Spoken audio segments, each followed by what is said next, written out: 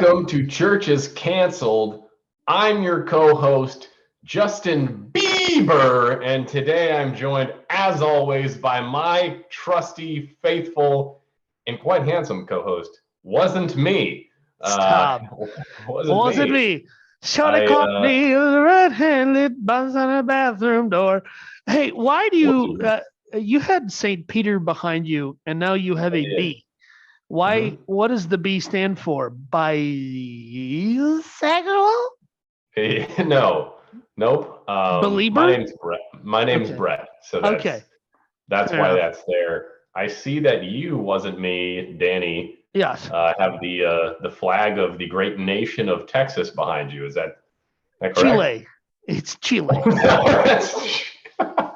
I get them confused all the time. Puerto Rico, Cuba, they all look the same to me. That's okay. Well, okay. I don't know if I'd go that far, but okay.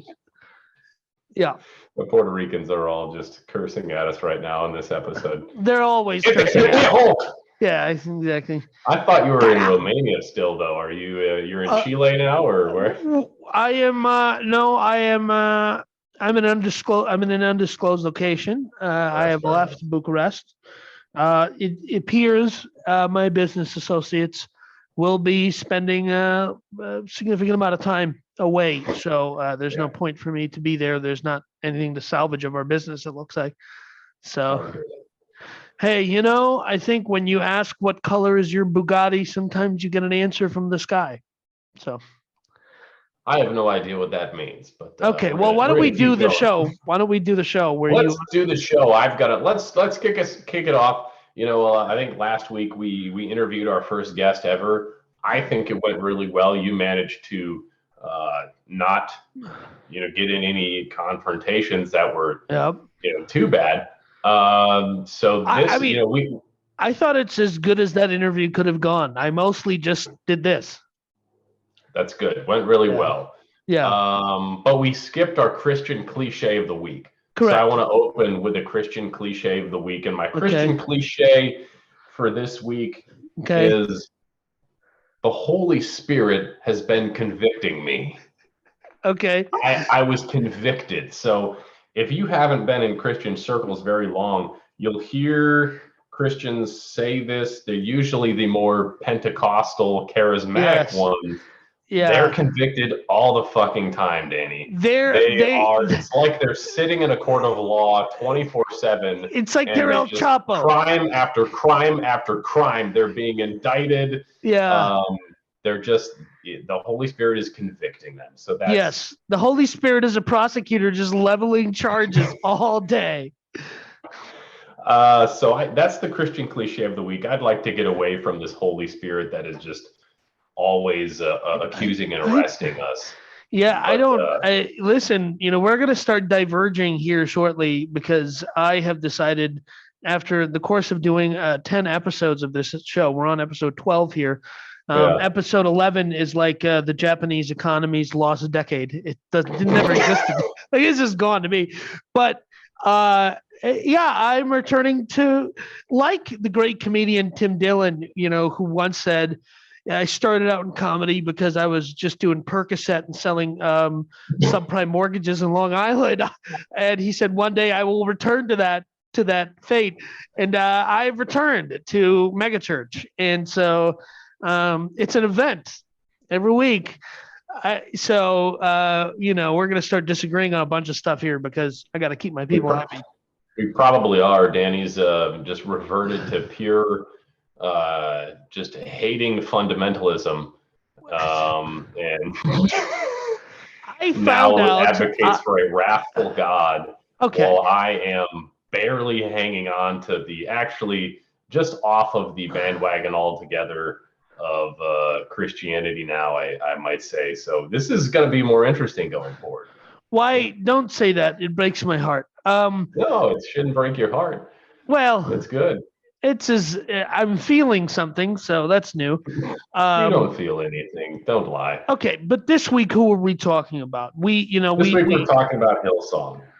And either it's going to be 10 minutes or it's going to be 3 parts. I think there's supposed to go because there's so much here but there's so much of it's been covered. Discovery Plus put out a docu-series about it. I didn't watch it because just don't care that much. Hillsong is massive. It has 80 global campuses. It's not the Catholic Church, but by George, it's getting there. Like it's bringing in. Okay, the Catholics are bringing in billions, but the estimated revenue stream for Hillsong globally, collectively, exceeds 100 million US. That is a lot of money for a church. The majority of those funds coming in from their music. Yeah. So how did they start? Do you know the history on Hillsong? I didn't look that closely. Okay, tell us a little bit about the history, how they got started. So Frank Houston, who is the father of Brian Houston, had a church in Australia. Both of these, it's obviously they're Australian. Right. And Frank Houston had a church, and it was either non-denominational or it was the largest Australian AG, whatever. They have a different name for their Assemblies of God denomination, but they are loosely affiliated with the American Assemblies of God. And he started a church, and then later Australians of God, something like that. And then Brian started his own church. One was called Hillside, one was called something else, and one had a worship ministry that was called Hillsong. Brian's had a worship ministry that was its own thing, and it was called Hillsong.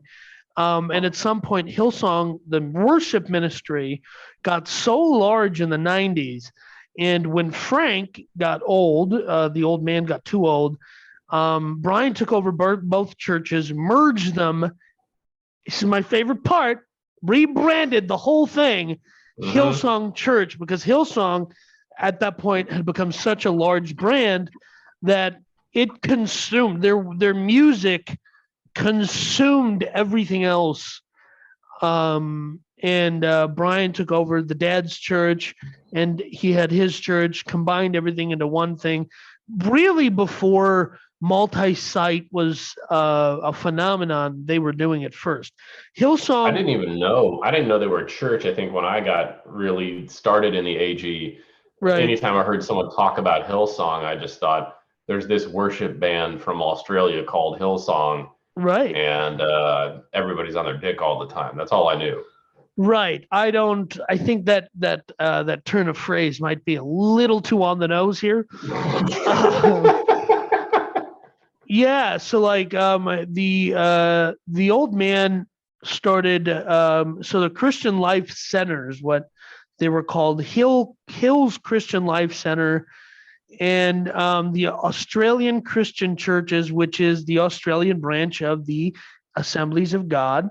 And they built, like I said, this massive, I mean, they're huge.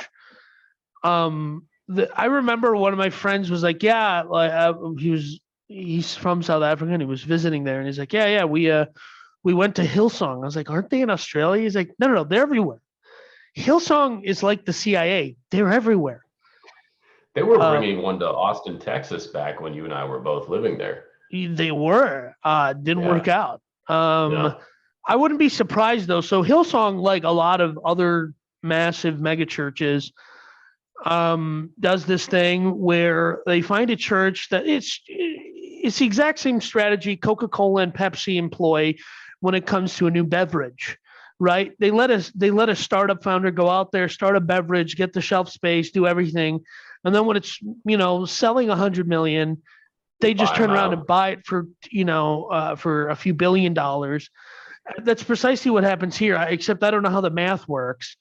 I know that I knew somebody in my network who had a startup church in Las Vegas, and they planted this church in Vegas. It was going okay, and at some point they just merged it into Hillsong Las Vegas, and like what Mars Hill did. It was our first scandal I think we covered was Mars Hill. That's the best way to start a church, dude. Like if I could start a church, just get to that point where someone else wants to buy me out and I don't have to run the shit anymore, or manage it, or do all the pretending these guys have to do. The argument is, and I don't think this is the case in Hillsong's situation, but the argument is, if a large, church comes in and just say, hey, here's every recorded series we've done on this, just run the video. It's like, okay, it gives the pastor time to go focus on the community, which, Yeah. I don't know that happens.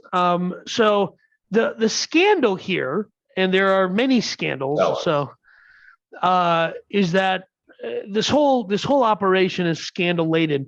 And what's happening as we do this podcast, we're episode 12 here, which means this is our fifth or sixth scandal. They're all starting to look and sound the same. He's basically one of two things, either money or sex, or actually one of three things, money, sex, or both. And in the case of Hillsong, it would appear like both a little bit. I did just move, and I was looking for a new church. And I went to a church, and I skipped out a little early because I realized it wasn't for me.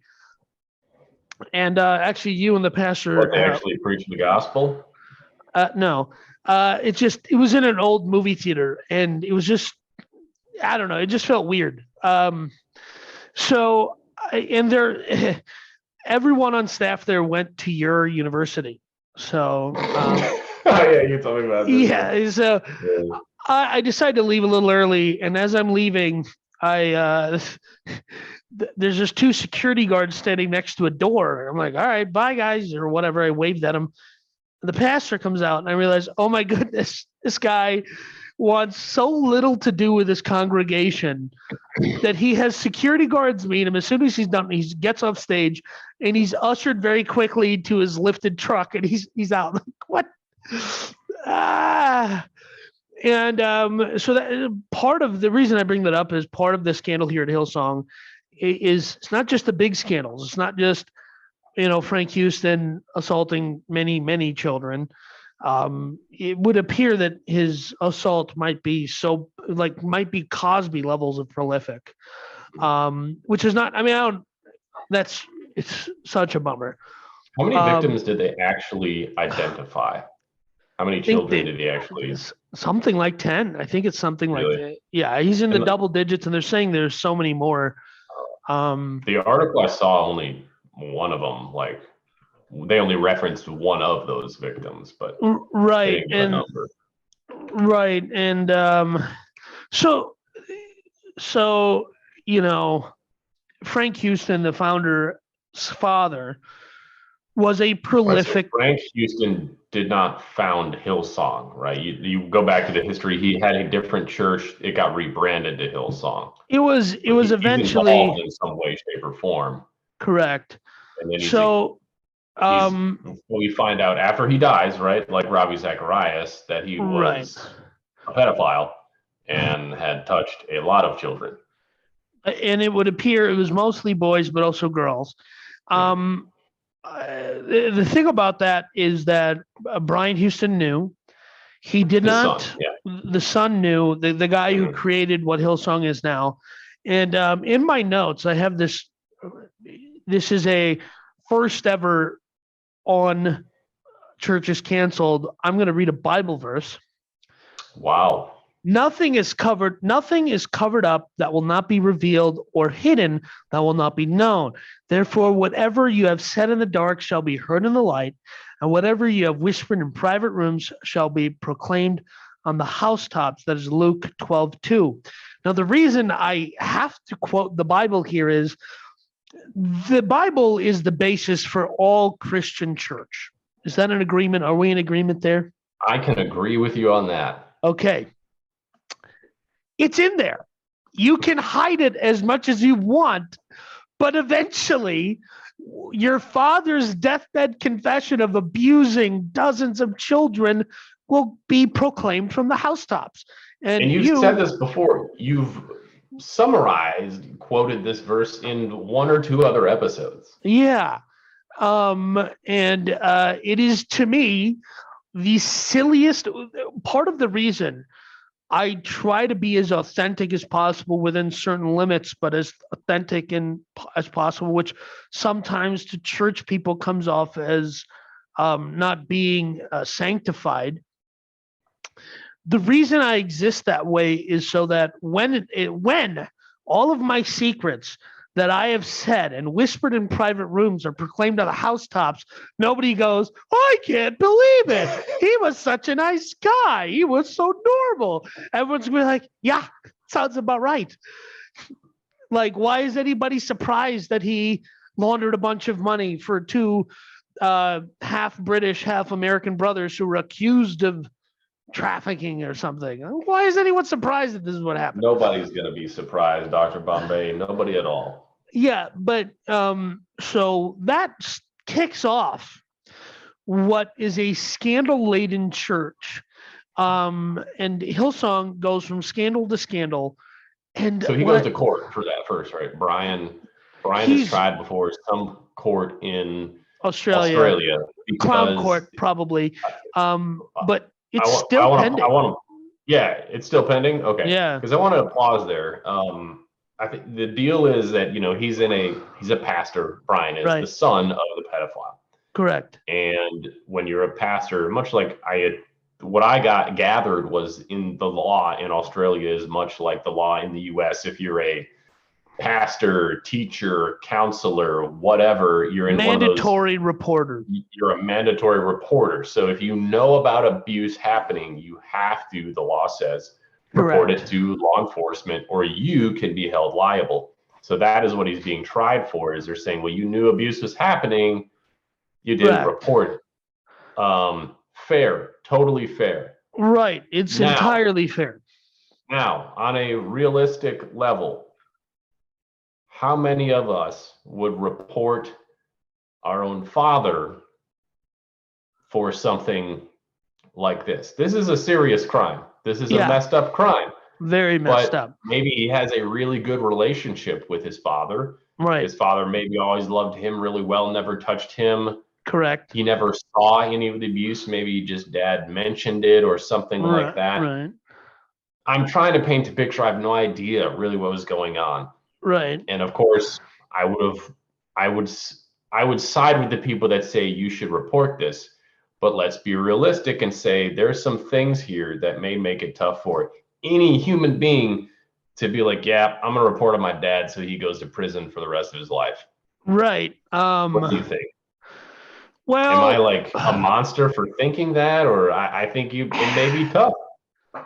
So here's who I ultimately, and this is so complicated because how do you talk about this without sounding like you're siding on the side of an abuser?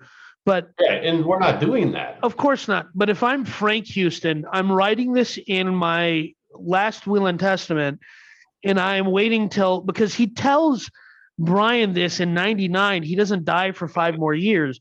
Right. So he's put his son in this unbelievably bad situation where it would appear that he had stopped abusing people because probably his dick just stopped working, is my assumption. In 99, he was 78 years old when he died. So what, Brian did say to the court he didn't think he was a threat at that point in time because his mind was starting to go. Right. And, if you're in the throes of dementia, I don't think you're out there, trying to get set anybody up. I'm forgetting the term here, but groom. You're not grooming anybody. Children, yeah. Again, but, the Madoff sons, Bernie Madoff's sons. I changed my mind, actually. I changed my mind. If dad's that old, he's got dementia. Right. I'm reporting it because I don't want to have to pay for home health care or the senior living or anything. I'm reporting it. He goes to prison. It's paid for by the state. That's correct. And that's my take is this much. Would it be hard? Absolutely. Would I do it? Here's why. I don't want this thing coming to hang on me. I mean, listen, this guy, if all he did was go to the police that day and turn in his old man, he would be sailing off into the sunset with his wife and a few mistresses and a bunch of Percocet off into the sunset. And he's not doing that now because he wasn't thinking ahead. Hey, you don't have to think ahead. The ancient book has promised us that if you try to cover up something dirty, It's all going to Yeah. come to the light. Now, we're going to keep talking about this, but first, we have to talk about our sponsor for this episode. We continue to have amazing and new sponsors. It's incredible to me that this Every continues. time. It is a true blessing from above. Today, we are sponsored by Zondervan Flushable Wipes. Wow. That's right. Now, Zondervan Flushable Wipes have what they do is they take quotes from your favorite Christian books. Yes. And they print them onto the flushable wipes. So while you're on the john, discreetly excreting your waste, you can read from. So you buy a box of flushable wipes. By the time you get to the bottom, C.S. Lewis brand. They got the C.S. Lewis case. They got the entire Chuck Swindoll collection. So the Joel Osteen one was a little odd because he has so many books. Zacharias line got canceled. Unfortunately, that one did get canceled. So they're still working out the details on basically every time we end up covering it at church. They're like, another one. So, so listen, it's going to help you beef up your reading of Christian books. Like, we all are busy. And we're all extremely busy, and we all also take dumps. Yeah. Okay? And what else are you doing? What else are you doing on the toilet? You're on scrolling Twitter, you're Instagram. On Instagram. We know that's sinful. Yes. We know that's just distancing you from your relationship with Christ. That's correct. So how could we bring you closer? Well, Zondervan Flushable Wipes came up with the answer. Correct. We put quotes from Christian books on the wipe. That's so right. that you can read it before you wipe with it. You're basically taking the Spirit of God and inserting it in your rectum. I mean, there's no other way to get Jesus in you more quickly than Zondervan Flushable Wipes. Okay, let's not make those sorts of claims here. I'm just saying, you're sitting there, you're going, what you believe is what you will receive. Wipe, flush. I think that's Deepak Chopra. I don't think that's Joel Osteen. At this point, who knows? But anyway, that is Zondervan Flushable Wipes. If you use our code CHURCH on their website, zondervan.co, you can get 30% off your subscription order. That's a deep discount. Wow. So it's an annual subscription. The last discount we had added to the price. This takes 30 off. Right, 30% off. But you have to buy an annual subscription. So also they are the wipes are not biodegradable though, and you can only use half a wipe at a time, or it does clog your entire septic system. That's correct. Just read the fine print on the back. This only works if you have city sewage. If you have a septic tank, don't even dream of using this. Also, if you have city sewage, you will sign a waiver saying that you are accepting responsibility for what happens to your city sewage when you put these. But the waiver is included for free, so. That's correct. And just so we all understand, it's these wipes are made of styrofoam, so they will never biodegrade. So extremely uncomfortable. It's the only way to get the printing on there accurately. So it was necessary. They just crumble up. So they're pretty gross, actually. But great sponsor. Flushable wipes. That's right. They're a great sponsor. Great sponsor. Love those guys. All right, Danny. So before we did our ad for our sponsor, we're so happy to have Zondervan Flushable Wipes. That's right. Made of styrofoam, not biodegradable. Correct. We were talking about Frank Hillsong. Houston. Yeah. Frank Houston. We're still on Frank. We're not still on Frank. Let's go to Brian. Now let's go to Brian. Finish up on Frank. Yeah. So, I mean, I said what there is to say about Frank. He basically got away with his crimes. You know, he said that he was assaulted by his father, who was an alcoholic, and I'm sure I'm not challenging the veracity of that claim, but that doesn't excuse your behavior.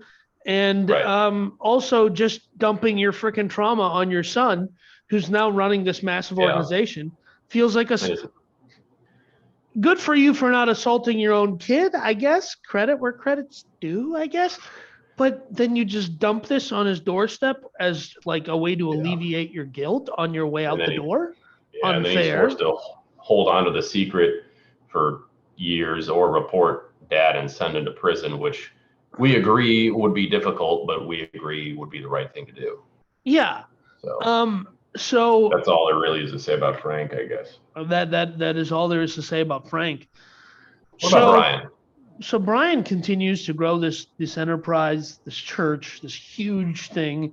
It becomes this global phenomenon. They employ this roll up strategy, which in business is where you find a industry where it's a lot of small mom and pop players, and you just come in, you either muscle them out or you just buy them and you acquire them wholesale and you absorb their infrastructure. A guy who did this in the United States is a man named Marcus Lemonis. He created Camping World.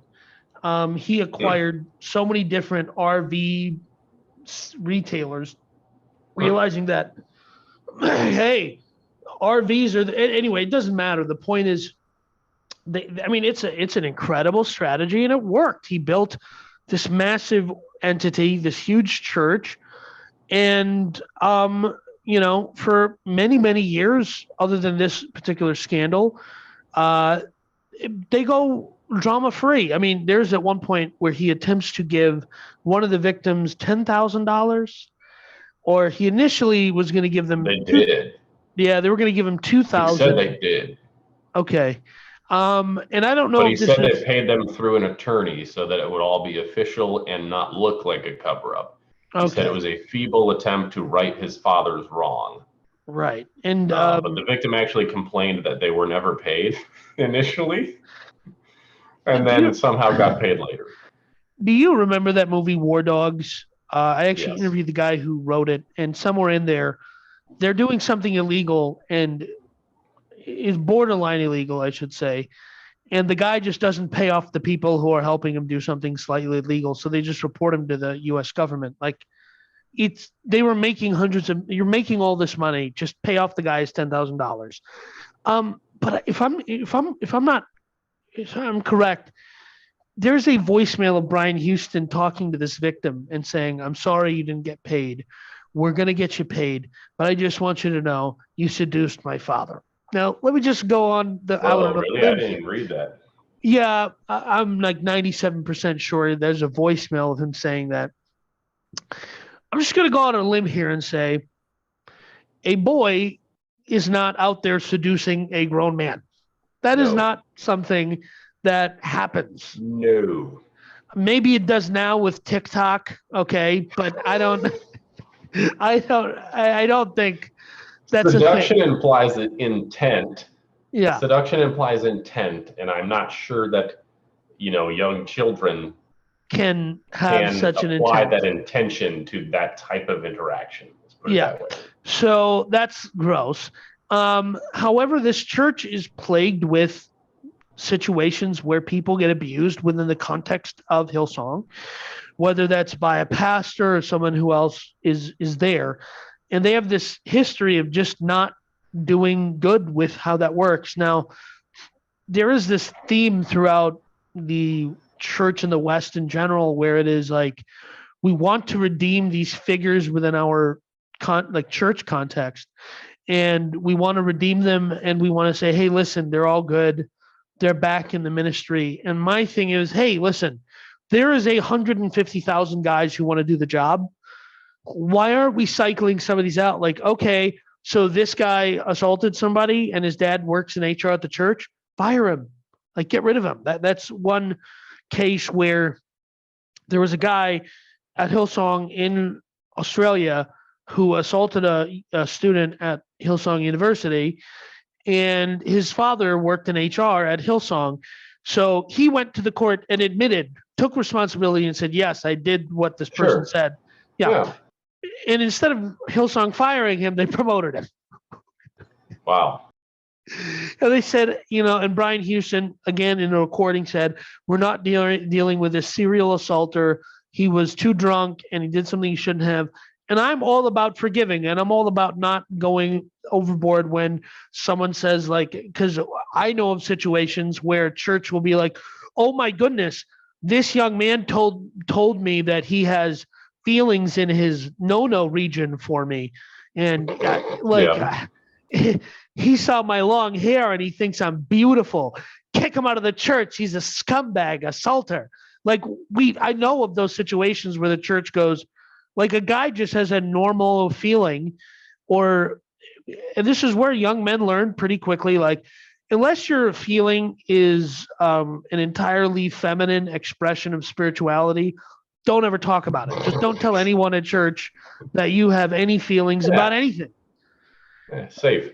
Unless it's an entirely feminine, like, I just feel like the Lord is called, like, unless you're having a skinny jeans moment, don't, you're not allowed to express a masculine or, just otherwise thirsty behavior in church.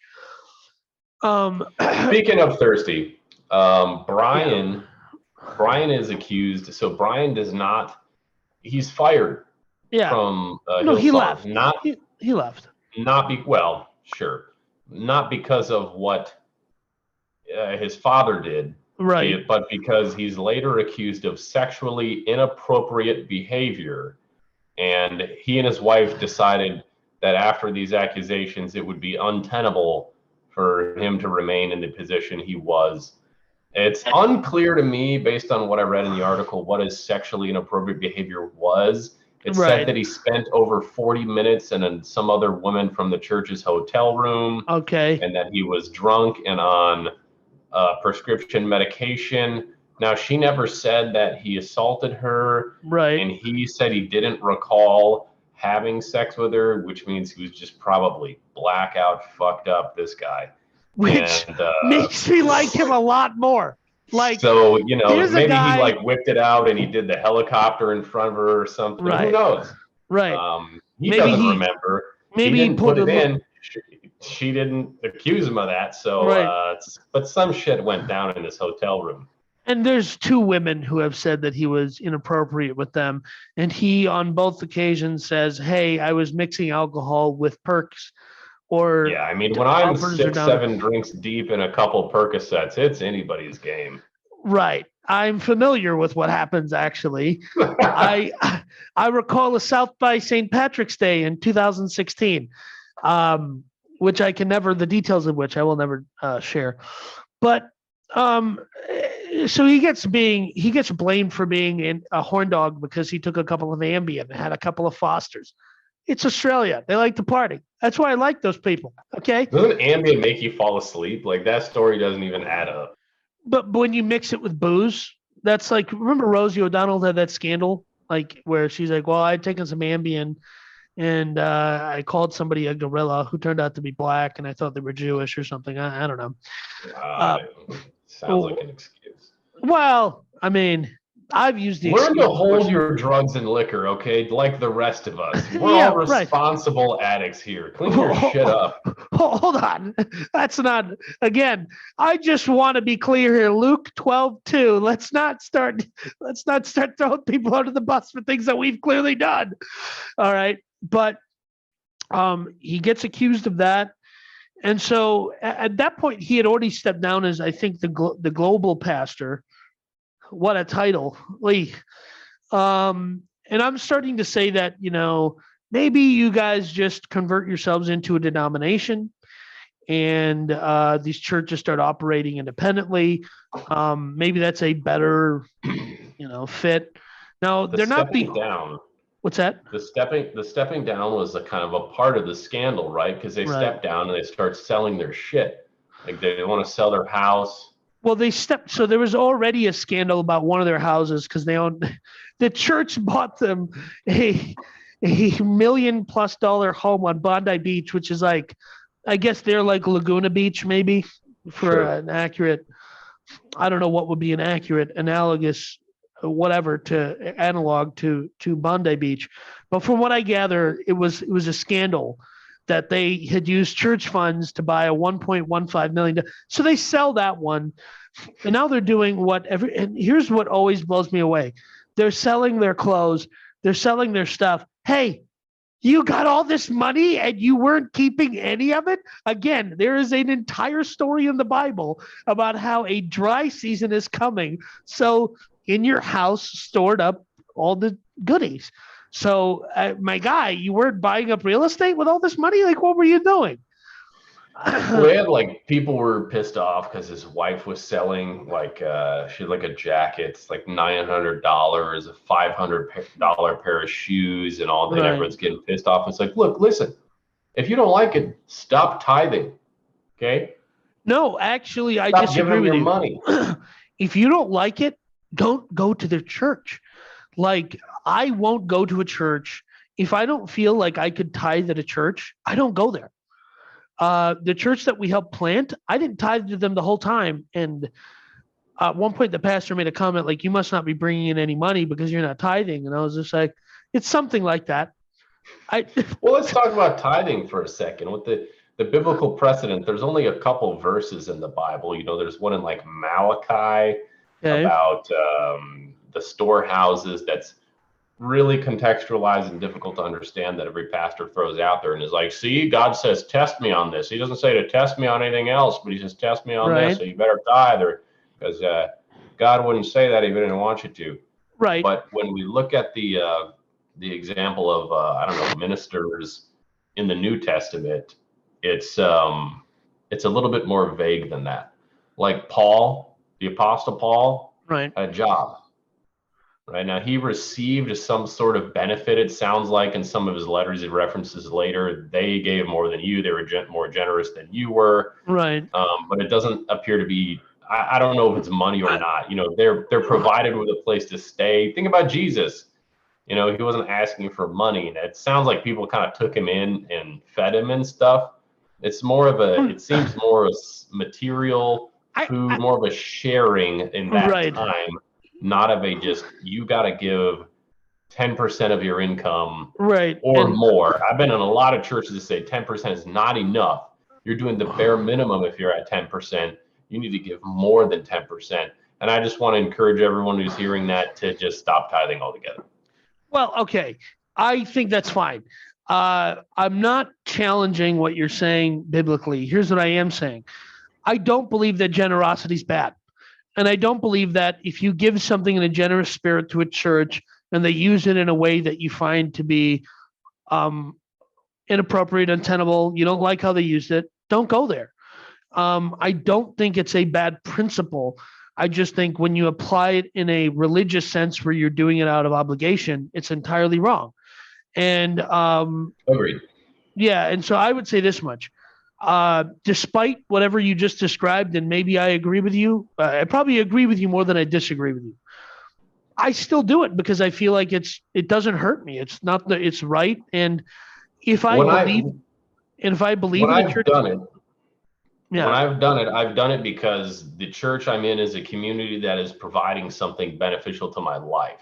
right, And I feel like I want to keep this going and I want other people to experience this. That's why I right, do it, not right, because of some taken out of context piece of scripture right. that I'm being beaten over the head with. Correct. And the spirit to me is more important in this particular regard than it's a discipline. It's like eating right, eating healthy, exercising.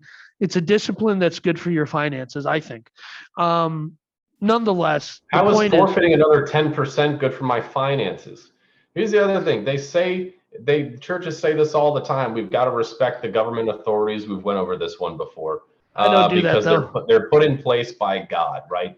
Don't think And so. give to Caesar what is Caesar's. So I'm paying my taxes. The But authorities are put there by God. The authorities are taking more than 10% from me and supposedly reallocating it in a way that is beneficial to the poor, the needy, the homeless, the ones who Jesus says to help. They're right, doing it for me and they're put there by God. Why do I need to give an extra 10%? fine. I don't want to argue with about this with you, but I'm just saying. Nonetheless, It's that's not my it's not the point of the I, episode, but yeah. of course not. The point of the episode is everyone gets pissed that Bobby Houston is out here offloading all of her Louis Vuitton and her expensive furniture. Um, so I think that so that really, and then just recently, Brian and Bobby Houston rented out a stadium in Australia, either Melbourne or Sydney or one of those cities, and they held a night with Bobby or a night with Brian and Bobby. And they have worship people coming in. So Oh, this good for again them. is this thing where, listen, man, like you could have made out with the bag. You could have left. Like, I'll give an example from the business world. Travis Kalanick, the founder of Uber, billionaire, I think, right? His company has never made a profit ever. And he's a billionaire. Adam Newman, the founder of WeWork, like it's going to go bankrupt and he's going to walk away with billions and billions of dollars. Yeah. Brian Houston could have just as easily thrown his old man under the bus, got all this income from his church, built this massive music conglomerate that is just bringing in, like, think about it. Can you imagine if the Beatles was just a rotating group of hipsters? And like, it's like Menudo, like that group that tours. It's like a K-pop band. Like they could just rotate random people in, and it's still Hillsong. Just keep it going into perpetuity. Like the brilliant, like that is so brilliant, like that, you know.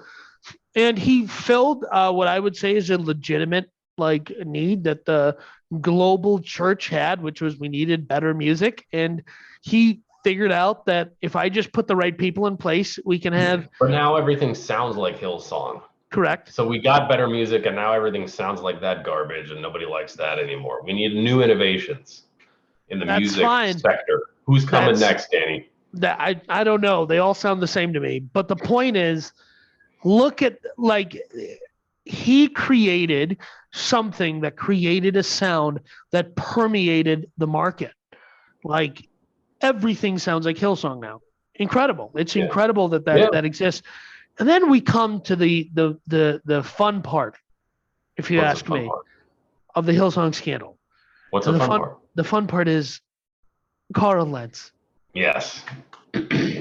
See, the Australians thought they were going to do it big dog style, but they came to America. We said, nah, fam, we're going to crank this up to a hondo. Yeah. Carl Lentz apparently had church volunteers babysitting his children, cleaning his home, driving him around, treating him like a celebrity. He's hanging out with Justin Bieber. He's not wearing boxer shorts, and he's got his shorts down to his He's making the volunteers work 12-hour days. There you go. I mean, listen. When people would bring up complaints in his church, he'd say, well, that's kind of a subjective thing. Isn't it, though? And we happen to know some people who know some people within Carl Lentz's circle. You and I actually saw Carl Lentz speak live. Yeah, we did. You and I did at an event. Did we see Carl Lentz? There was an event in Minnesota at that place in Apple Valley. Oh, yeah. Yeah. I didn't even know that was him. Okay. That was him. He was there.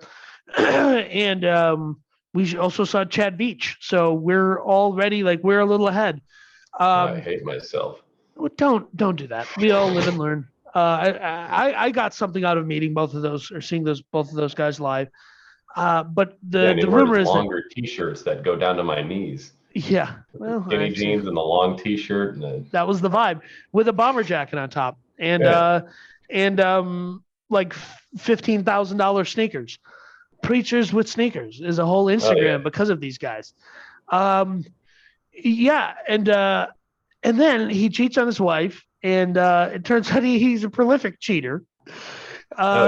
He's just the nanny. Yep. The neighbor. The Persian chick. Yeah, I love it. And everyone's like, how could he do it? Like, one of our friends who's like, can you believe that he did that? I'm like, did you see that chick's picture? Why are you surprised? Like, I would have been all up in the business too. The guy is hanging out with celebrities. He's met the Kardashians. He met Justin Bieber. Justin Bieber claims to have returned to his faith because of Carl Lentz. Right. The guy's a rock star by all means in the United States. Everybody knows who he is. He's on all the morning TV shows. He's making tons of money. He's got all the power. He's hanging out with Oprah. Of course he did it. How's he not going to do it? All that stuff's going to go to his head. He can do whatever the fuck he wants. He's offered spiritual advice to President Trump, he claimed. Fascinating. Like, of course he's going to do all of that. Not surprised. And from, like I said, resources that I have personally that are in touch with his former inner circle, he is unrepentant. He's like, I don't see what the big deal is. I love the guy even more now. Okay. he had who's the black guy who created Medea? I forget him, the guy's name. Tyler Perry. Tyler Perry was paying this guy's rent, like at a LA mansion, and the guy had 2 Range Rovers parked. I love this guy. Okay, I love him, and the reason I say this a lot on this podcast. How could you just be out here like there's no shame? And I love the fact that he just has no shame. And we got fired too, so. Yeah, but so this scandal, point, like you said, like this shit doesn't matter. Like the WeWork guy, it's gonna go bankrupt. He's still gonna be a billionaire. Right. You know, Brian Houston could have got out of this thing, and still, I'm sure he's fine.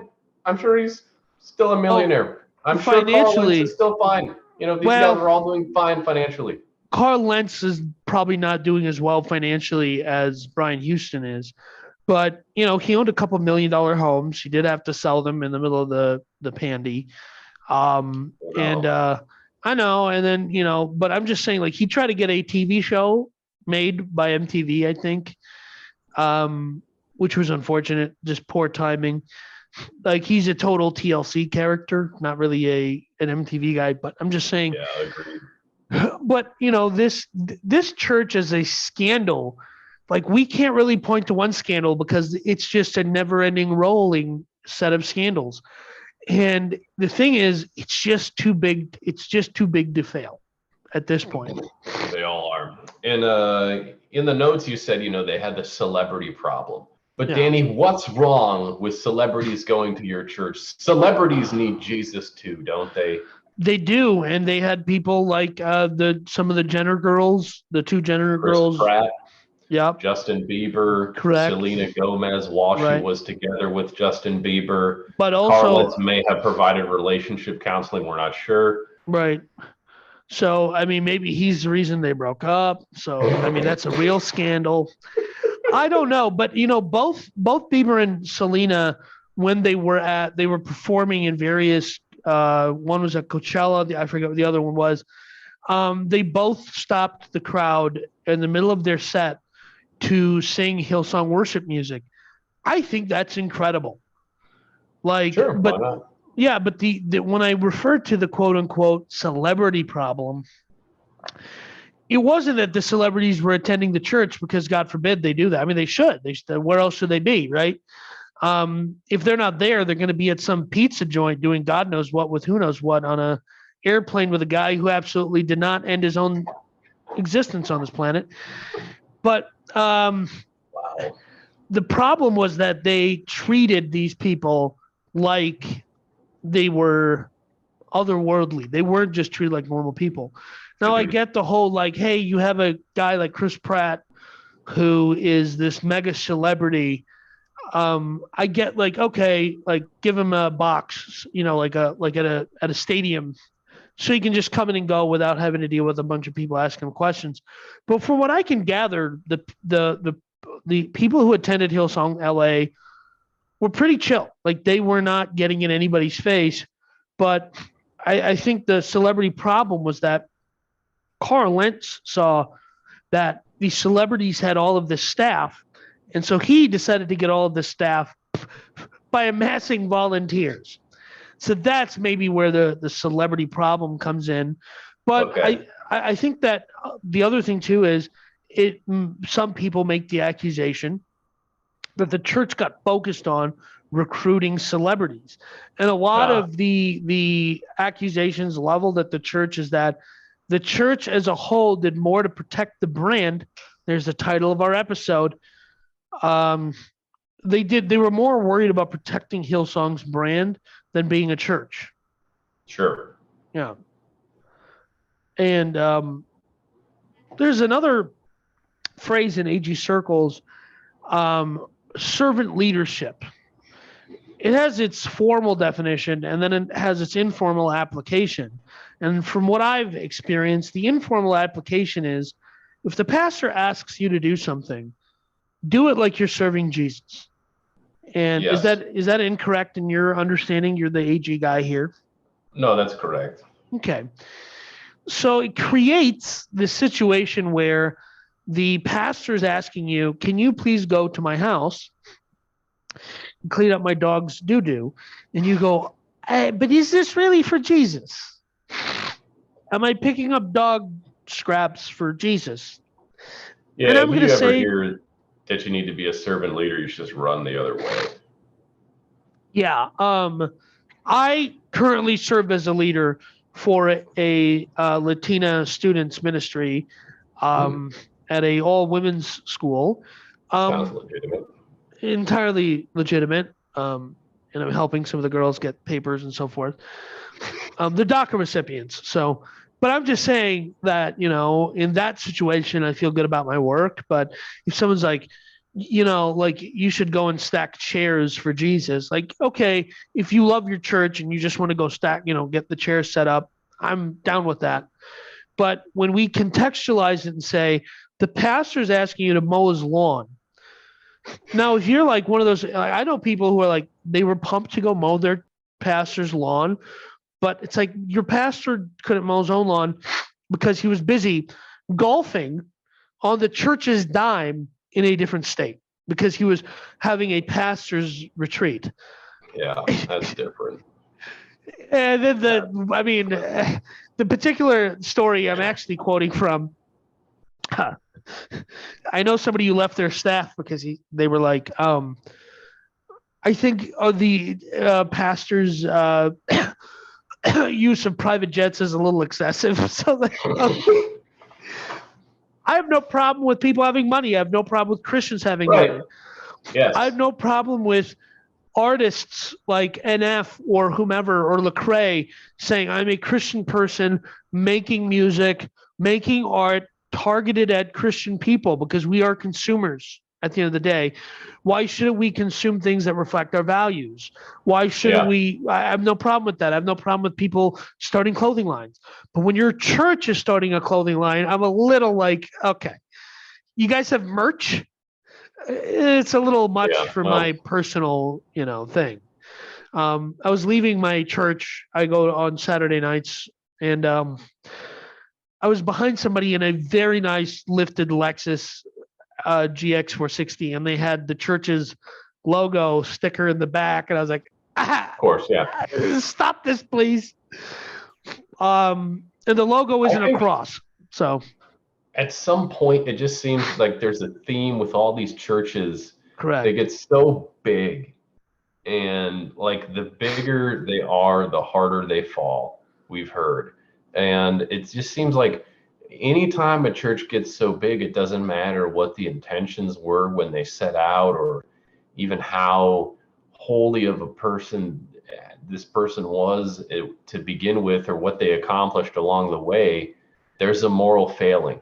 And it reminds me of a time you said you wanted to create an app or a website where we could have betting. Yeah, it was a gambling app. Yeah, it was a gambling app where we bet on the next pastor or church to have a scandal or moral failing. And I think we need to get that thing off the ground. Like we need to take that. We need to go public with that app, or someone's going to steal it when they listen to this episode. Either way, I'll be happy because. Like you said, like this is getting a little worn out. This is getting boring. We're talking about the same thing. It's always about the money. It's always about the sex and the status, and shit falls apart. And here's the other thing is, Ruslan, a rapper and a Christian podcaster guy, said, most of these dudes who have like Carl Lentz's and so on and so forth, would be making Christian content for YouTube and other places if they were just 10 years younger, right? They wouldn't be pastoring a local church. Yeah. It's simply the only context for that the only outlet that many people had, many Christian people who wanted to share something, the only outlet that was ever offered or suggested was vocational ministry. And for a lot of those people, it wasn't vocational ministry. It should have been some sort of art, some sort of reflection of their faith as an artistic whatever, and as an artistic endeavor. And unfortunately, our community, the church in the West, did one thing poorly that the church historically hasn't done. We haven't encouraged people to be artists, right? Yeah. We haven't encouraged young men in particular to go out there and make something. We've encouraged them to fall in line. And, inevitably, it doesn't work out. Like, I mean, the church is never going to be a place that spawns creativity because you're told everything you need to believe. There's doctrine. There's set things you have to believe to belong. correct. When you institutionalize, that's it. Creativity is done. So the church Yeah. is never going to be a place that spawns creativity because they give you all the answers when you walk in the door. Right. And so I think that we're looking at church perhaps in the wrong way. We should look at church like we do restaurants. Now, there's all kinds of different restaurants, right? There's chains, and sometimes I love going to Olive Garden, right? But sometimes I want to go to a taco truck. Sometimes no one should be buying a hot dog from a gas station, but that has happened. And so I think that, we're looking at Christianity, unfortunately, as only being able to exist in one vertical, that is the local church, Right. when that has not historically been the case, right? Sure. When we've permeated historically, Christians have permeated every strata of society. And I think that all we need is for a few more pastors to get caught with their hand down their own pants, and perhaps their hand down somebody else's pants, where we're going to start realizing, okay, maybe you're good at talking and maybe you should have a podcast or something. But Sure. the other people who had a Christian podcast called Bad Christian Podcast are no longer Christian. So oopsie daisy. So it happens to the best of us. Well, all right. I don't know if you have anything else to say, Brett. Do you? I'm done, Danny. Sorry, Justin Bieber. All right. Well, I guess it is with that I will say, I will close with this. You are canceled. Oh, very good. You also wasn't me, Danny, are absolutely and unequivocally canceled. Well, sounds racist, but okay. We'll see you next time on Church is Canceled. Will we?